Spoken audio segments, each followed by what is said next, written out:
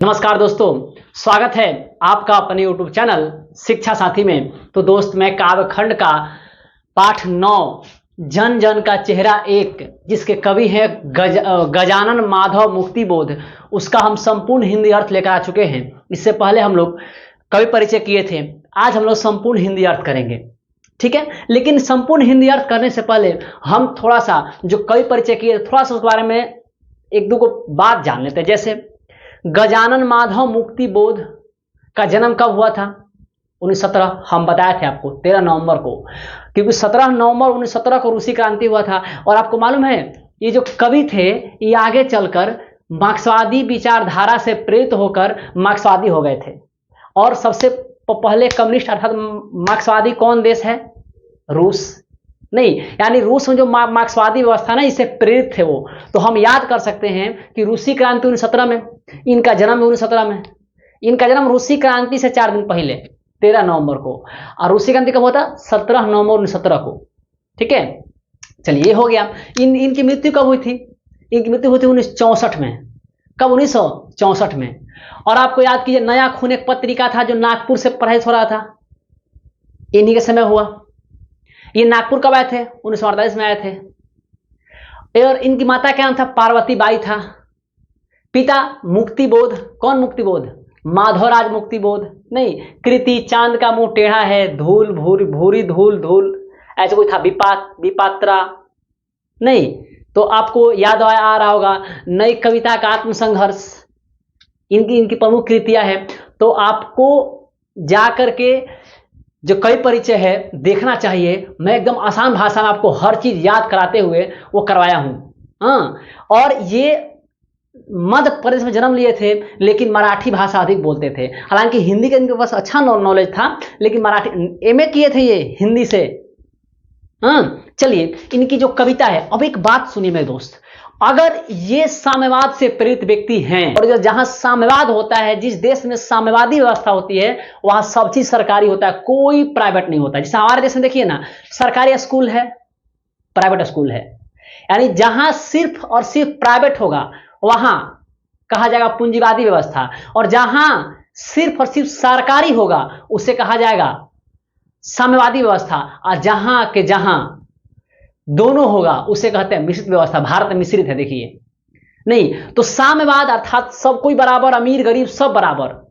और जो कवि साम्यवाद से प्रेरित है वो जनता के बीच वो आग भड़काएगा, मजदूरों के बीच ये बात कहेगा कि आप अपना अधिकार के लड़ो। और ये इतिहास गवा रहा है कि अमीर वर्ग, कुलीन वर्ग मजदूर वर्ग पे हमेशा शोषण किए हैं, और उनके शोषण को वो सहते आए हैं।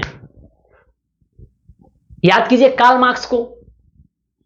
कार्ल मार्क्स ने दास कैपिटल पुस्तक लिख दिया, कम्युनिस्ट मैनिफेस्टो लिखा, जिससे अमीरों के खिलाफ गरीबों के प्रति इतना आक्रोश भड़का कि मारकाट हिंसा शुरू हो गया। बाद में उस पुस्तक को बैन कर दिया गया। और कार्ल मार्क्स ने जो साम्यवाद की व्यवस्था है, समाजवादी व्यवस्था है, वहीं से समाजवादी व्यवस्था को उठाने का काम किया।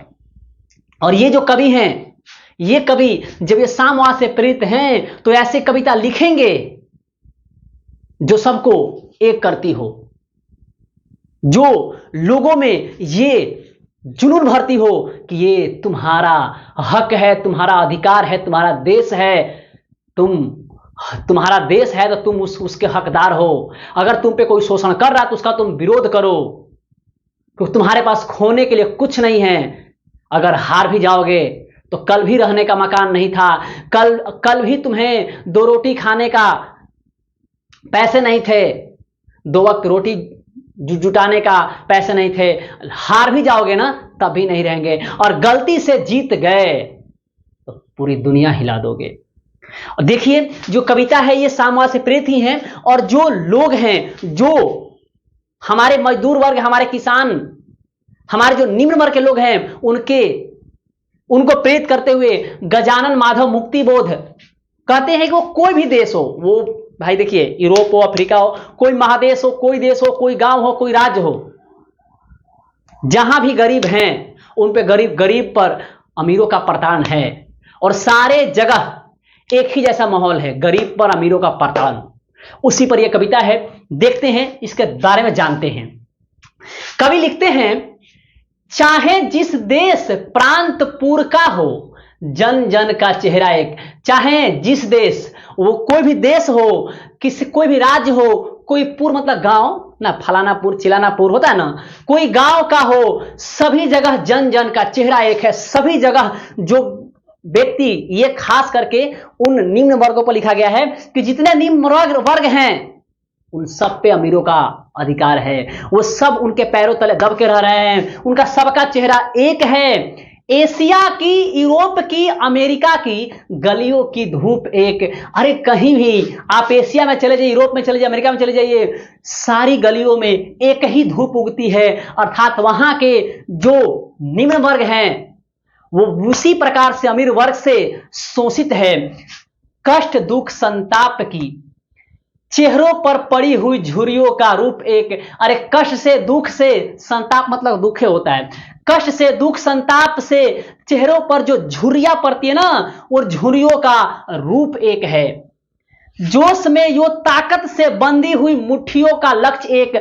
और जब वो लोग ठान लेते हैं कि मुझे अपने अधिकार के लिए लड़ना है, और जोश में यो ताकत से जब वो मुट्ठी भरते हैं तो उनका लक्ष्य एक होता है, मुझे अपने अधिकार के लिए लड़ना है, मुझे अपना हक चाहिए। अब कोई भी शोषक मेरे पे शोषण नहीं कर सकता। पृथ्वी के गोल चारों ओर के धरातल पर, पृथ्वी गोल है और चारों ओर के धरातल पर है जनता का दल एक। और वो जनता अब एक हो रही है। वो निम्न वर्ग की जनता अब अमीरों को उखाड़ फेंकेगी, अब वो एक हो रही है।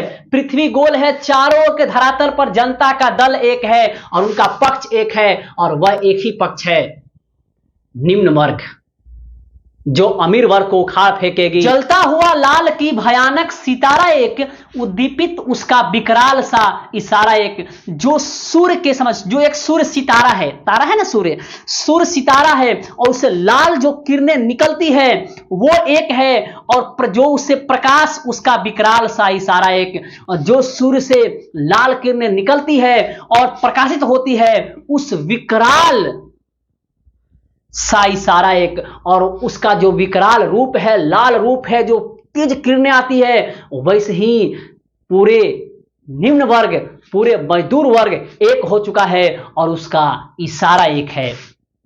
गंगा में, इरावती में, मिनाम में अपार अकुलाती हुई, गंगा नदी में, इरावती नदी में और मिनाम नदी में अपार अकुलाती हुई। अपार अकुलाती होगा तो बेचैनी भरी आती हुई, अपार उकलाती हुई मतलब उछल कूद करती हुई। नील नदी अमेजन, मिसौरी, मिसौरी नदी है, इसे मिसिसिपी मिसौरी कहते हैं इसको। नील नदी अमेजन मिसौरी में वेदना से गाती हुई। फिर देखिए, गंगा में, इरावती में, मिनाम में अपार अकुलाती हुई। नील नदी अमेजन मिसौरी में वेदना से गाती हुई, दुख से गाती हुई। बहती बहाती हुई जिंदगी की धारा एक। अरे जो गंगा नदी, इरावती नदी, मिनाम नदी में जो धारा जो अकुलाती हुई चलती है, नील नदी, अमेजन, मिसौरी में वेदना से जो धारा गाती हुई चलती है, जो अपने दुखों को गाती हुई धाराएं बहती है, बहती बहाती हुई जिंदगी की धारा एक। उसी प्रकार जिस प्रकार नदियों की धारा अकुलाती हुई चलती है, इन नदियों में वेदना से गाती हुई चलती है, उसी प्रकार बहती बहाती हुई जिंदगी की धारा एक है।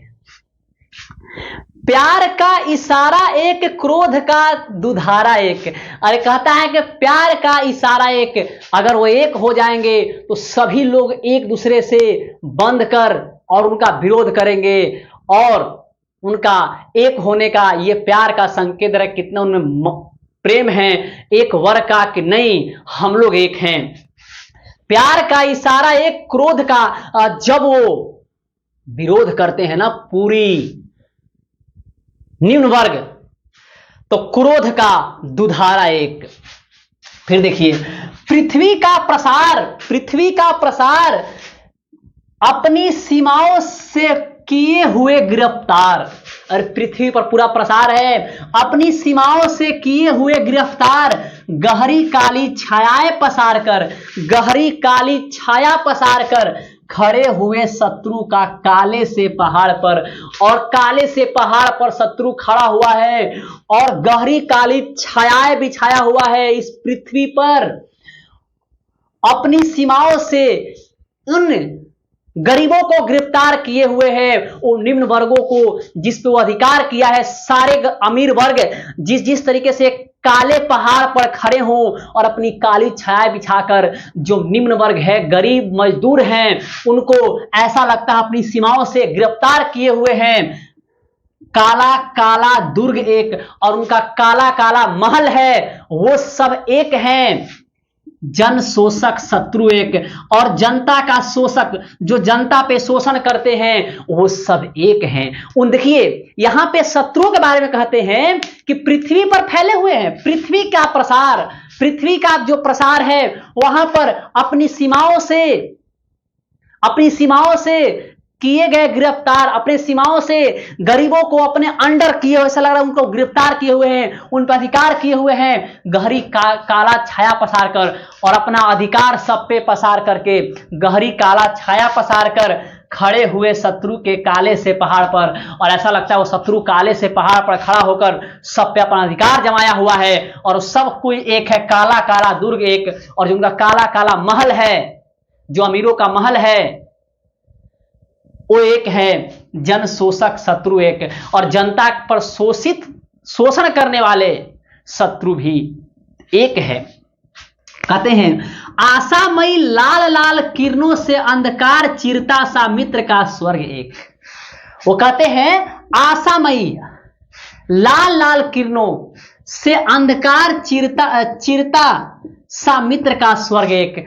ऐसा लगता है ना कोई अंधकार है तो हाँ कभी तो उजाला होगा, कभी तो अरे रात हुआ है तो कभी तो दिन होगा। तो जो मन में आशा है, मन में आशा है कि रात हुआ है तो दिन होगा, अरे दुख आया है तो सुख होगा, कभी तो सुख होगा, कभी तो सुख होगा। तो जो मन में आशाएं हैं, तो आशा की जो लाल लाल किरणों से जो मन में आशा है कि आशा है कि मैं एक दिन इनसे स्वाधीन होऊंगा, इनके चंगुल से छूटूंगा, तो मन में जो एक आशा है वो आशा अंधकार को चीरता है और ऐसा लगता है वो आशा मेरा मित्र है और मैं फिर स्वर्ग में निकल जाऊंगा। और जब मैं यहां से निकलूंगा मेरा मित्र मुझे निकालेगा उन अंधकार को चीर करके, तो मैं स्वर्ग में चला जाऊंगा, मतलब इस नरक से निकल जाऊंगा। तो वही कर जो आशामयी, जो अंदर मन में जो आशा निकलती है, आशा की लाल लाल किरणें निकलती है और अंधकार को चिर करके मित्र का स्वर्ग एक। सभी जितने गरीब जनता है, जो जिस पे अमीर लोग का शोषण है, उनके मन में आशाएं जगती है लाल लाल किरणों की, जो अंधकार को फाड़ेगा और फिर वो उस नरक से स्वर्ग लोक की ओर जाएंगे।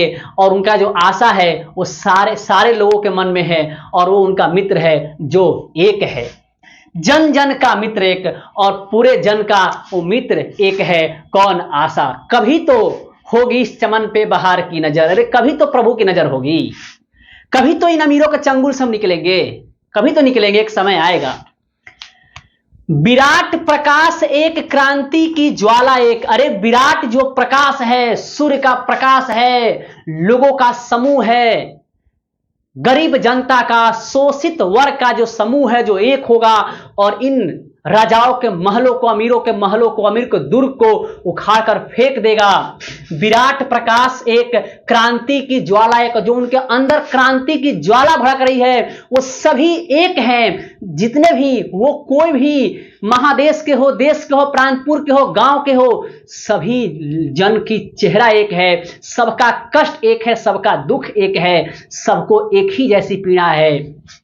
और उनके मन में जो क्रांति की ज्वाला है वो एक है कि मैं इन अमीरों को उखाड़ भगाऊंगा, उखाड़ फेंकूंगा। धड़कते ये वक्ष होगा, धड़कते वक्षों में, वक्ष मान सीना, वक्ष मतलब होता है सीना, धड़कते वक्षों में सत्य का उजाला एक। और ये लगता है कि मैं असत्य पे सत्य का जीत करूंगा। मेरे मन में ज्वाला धड़क रही है, हम सब एक हैं, और उन अमीरों का विरोध करेंगे और उन पर विजय पाएंगे। धड़कते वक्षों में, धड़कते इन सीनों में सत्य का उजाला एक लाख लाख पैरों की मोच में। अरे जो गरीब हैं जिनके पैरों में मोच पड़ी है, लाख लाख पैरों की मोच में वेदना का तार एक, और जो दुख का तार है, दुख का जंजीर है, वो सब एक है। सबके सबके पैरों में वेदना का तार बंधा हुआ है। हिये में, हृदय में, हिये में हिम्मत का सितारा एक, और सभी में ये हिम्मत है। अब उनसे डरना नहीं है, क्योंकि खोने के लिए कुछ नहीं है। डरना उन्हें है, अगर गलती से हार गए पथिया उधेड़ देंगे। हिये में हिम्मत का सितारा एक, और उनके हृदय में जो जोश है, जुनून है, ज्वाला है, हिम्मत है, वो एक है। चाहे जिस देश प्रांतपुर का हो, जन जन का चेहरा एक, और उन सभी जन का कष्ट दुख सब एक है, जन जन का चेहरा एक। आगे देखिए, एशिया के, यूरोप के, अमेरिका के भिन्न भिन्न वास स्थान, एशिया, यूरोप, अमेरिका, वहां के भिन्न भिन्न निवास स्थान हैं। भौगोलिक ऐतिहासिक बंधनों के बावजूद सभी ओर हिंदुस्तान, सभी ओर हिंदुस्तान। वे कहते हैं कि एशिया हो, यूरोप हो, अमेरिका हो, वहां भिन्न भिन्न वास स्थान है, अलग अलग रहने का स्थान है। हालांकि वो भौगोलिक रूप से, ऐतिहासिक रूप से अलग अलग बंधनों से बंधे हुए हैं। उनका भौगोलिक कुछ अलग है, उनका ऐतिहासिक कुछ अलग है, लेकिन उसके बावजूद भी सभी ओर हिंदुस्तान, सभी ओर हिंदुस्तान। सभी ओर जो हिंदुस्तान है वो अपना बंधुत्व, भाईचारे का प्रकाश फैलाया हुआ है। और किसी भी देश की जो जनता है, शोषित जनता है, वो सबका चेहरा एक है। सभी ओर कन्हैया ने गाय चराई, और पूरे पृथ्वी पर कन्हैया ने गाय चराई है, और सबको एक बंधुत्व के बंधन में बांधा है, और वो सभी एक हैं। जिंदगी की मस्ती की अकुलाती भोर एक, और जो जिंदगी की जो मस्तियां की जो अकुलाती भोर है वो एक है। बंसी की धुन सभी और एक, और वो कोई भी देश हो, कोई भी महादेश हो, कोई प्रांत हो, कोई भी गांव हो, सभी जगह बंसी की एक धुन है। मतलब सभी जगह वो शोषित जनता है, सभी जगह वो शोषक वर्ग हैं जो जनता पे शोषण कर रहे हैं, और वो जनता उनका चुपचाप शोषण सह रही है। उन सब जन जन का चेहरा एक है। जैसी बंसी की धुन यहाँ है, वैसी की बंसी की धुन वहाँ है। अर्थात जिस प्रकार गरीब वर्ग पे, निम्न वर्ग पे अमीर वर्ग का शोषण चल रहा है, वैसी वहाँ भी चल रहा है। भले भौगोलिक या ऐतिहासिक रूप से भिन्न भिन्न स्थान हो, लेकिन सभी जगह यही प्रथा है। दानव दुरात्मा एक, यहां अमीर वर्ग को दानव दुरात्मा कहा गया है। जो दानव दुरात्मा है, दानव की जो आत्मा है वो खराब आत्मा है, दुरात्मा है, वो एक है, वो सभी एक जैसे हैं। मानव की आत्मा एक, और जो मानव वर्ग हैं उनकी आत्मा एक है। शोषक और खूनी और चोर एक, वो कहते हैं कि जो शोषण कर रहे हैं, जो गरीबों पे शोषण कर रहे हैं, निम्न वर्गों पे शोषण कर रहे हैं, जो खूनी है, अत्याचारी है, जो चोर है, वो तीनों एक हैं। क्योंकि शोषक वर्ग किसी पे शोषण करेगा, खूनी वर्ग किसी का खून करेगा, चोरी वर्ग चोरी करेगा। अर्थात तीनों का उद्देश्य है किसी को नुकसान पहुंचाना। अर्थात ये तीनों एक है। जन जन के शीर्ष पर, जन जन के शीर्ष पर जो प्रत्येक जन है उनके शीर्ष पर अर्थात गर्दन पर शोषण का खड़ग अति घोर एक, और उनके गर्दन पर शोषण का तलवार अति घोर, एकदम अत्यंत घोर निर्दय रूप से रखा गया है, जो एक है। अर्थात जो अमीर वर्ग है, शोषक वर्ग है, वो शोषित जनता के सिर पर, गर्दन पर तलवार रखे हुए है। अर्थात उसे चूस रही है, उसे शोषण कर रही है, अपने अंदर, अपने पैरों तले रौंद रही है। दुनिया के हिस्सों में चारों ओर जन जन का युद्ध है एक, और दुनिया के हर हिस्सों में, दुनिया के चारों ओर के हिस्सों में जो जन जन का युद्ध है, निम्न वर्ग का युद्ध है, गरीब जनता का युद्ध है, शोषित जनता का युद्ध है, वो एक ही है, उन शोषक वर्ग से लड़ना। मस्तक की महिमा एक व अंतर की उष्मा, मस्तक की महिमा व अंतर की उष्मा से उठती हुई ज्वाला अति क्रोध है। को कहते हैं कि हमारे दिमाग में और हमारे अंदर जो उष्मा धड़कती है, जो ज्वाला धड़कती है, जो ऊर्जा धड़कती है, उन अमीरों का विरोध करने के लिए उठती है ज्वाला, जो अंदर हमारी ज्वाला उठ रही है, ऊर्जा निकल रही है। अति क्रूर एक है, वो सारा एक है और एक ही चीज है, अब उन्हें उखाड़ फेंकना है, अब शोषक वर्ग को रहने नहीं देना है, अब हो गया अत्याचार, अब नहीं होगा। संग्राम का घोष एक और अब संग्राम होगा, इसका घोष गूंज एक है। जीवन संतोष एक, और जो जीवन में संतोष है, हमारे मन में संतोष है कि अब हम एक दिन इन शोषक वर्ग के चंगुल से निकलेंगे। क्रांति का निर्माण का विजय का सेहरा एक, हम क्रांति करेंगे, हम एक अलग समाज का निर्माण करेंगे और हमारे सर पे विजय का सेहरा होगा। चाहे जिस वो सब एक है, चाहे जिस देश प्रांत पुर का हो, चाहे कोई भी देश, कोई भी राज्य या कोई गांव हो, सभी जन जन का चेहरा एक है और जन जन का चेहरा एक है। दोस्त, यहाँ पे जो शोषित वर्ग है उसे शोषक वर्ग के विरुद्ध जगाने की कोशिश किया जा रहा है और इतिहास गवाह है दोस्त, कमजोर पर ही कोई अपना अधिकार जमाता है। इसलिए मजबूत बनिए वरना आप तोड़ दिए जाओगे। ये समय ऐसा है कि अगर आप मजबूत नहीं बने तो आप तोड़ दिए जाओगे। इसलिए देखिए, गरीब घर में पैदा लेना गलत बात नहीं है। गलत बात है गरीब घर में पैदा लेकर ही गरीब के रूप में ही मर जाना। आपके पास भगवान दो पैर, दो हाथ, एक दिमाग दिए हैं। जब आप बड़े होंगे, हालांकि अब बड़े हो गए होंगे, आप 12th क्लास में चले गए, सोचिए इस दुनिया में एक ही चीज संभव है कि यहां कोई भी चीज असंभव नहीं है। समझ गए? और दूसरा बात, यहां कोई अपना नहीं है, सब कुछ तुम्हें खुद करना है। अपने परिवार के बारे में सोचो। बस मेरा परिवार जो गरीबी स्थिति में है, आप जो लोग वीडियो मेरा देख रहे होंगे, ऐसे बहुत सारे ऐसे बच्चे होंगे जिनके माता पिता बहुत कष्ट से आपको पढ़ाते होंगे। आप किसी के माता पिता मजदूरी करते होंगे। हालांकि देखिए, हम जितने लोग हैं अधिकतर मध्यम परिवार से आते हैं या निम्न परिवार से आते हैं। ऐसा तो बात नहीं है कि हमने के बाबू कोनो कंपनी के मालिक हवन, अगर कंपनी मालिक तो हमने के सीबीएसई पढ़ती जाए, ओकरा बाद हई सब टेंशन ना रही, तुरंत बिजनेस से टेंशन। इसलिए दोस्त, अपने आप पे फोकस कीजिए और हमेशा अपने आप को श्रेष्ठ बनाइए। 2 रुपए देने वाला इस संसार में आपको कोई नहीं है। और जब आप 2 रुपए के लायक हो जाइएगा और किसी को 2 रुपए देने के लायक हो जाइएगा, उसे जरूर दीजिएगा। ठीक है, जरूर दीजिएगा। चलिए, आज का वीडियो यहीं तक। मिलते हैं कल नेक्स्ट वीडियो में 10 पार्ट के साथ। ठीक है दोस्त।